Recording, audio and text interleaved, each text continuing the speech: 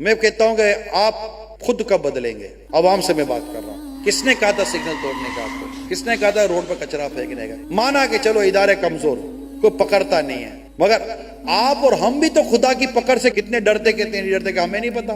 اگر پولیس والا دیکھ رہا ہے تو رک جاتے ہیں، جانتے کہ اللہ دیکھ رہا ہے مگر پھر بھی نہیں رکتے۔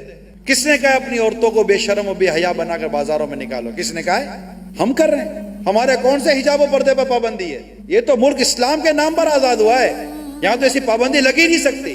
مانا کہ ہمارے ملک کے اندر سود کا نظام ہے، مگر کس ایک فرد کو کس نے مجبور کیا تھا کہ وہ سود پر پیسہ لے؟ عام عوام کیا سود پر پیسہ نہیں لے رہی؟ کہ سود پر مکان نہیں بنا رہی؟ کہ آپ کو نہیں پتا سود حرام ہے؟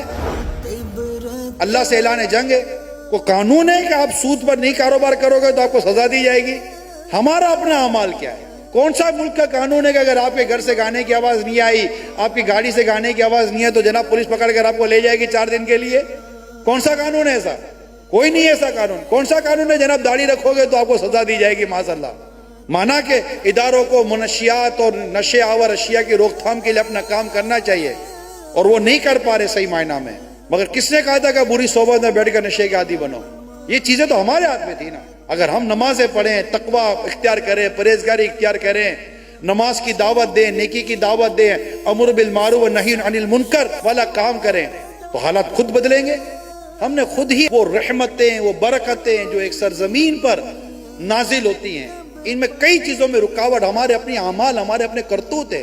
جھوٹ، غیبت، چگلی، تہمت، بدکاری، بددیانتی، قتل و غارت گیری، اللہ کی پناہ، بات بات پر لڑنا، بات بات پر جھگڑنا، عورتوں پر ظلم، عورتوں پر ستم۔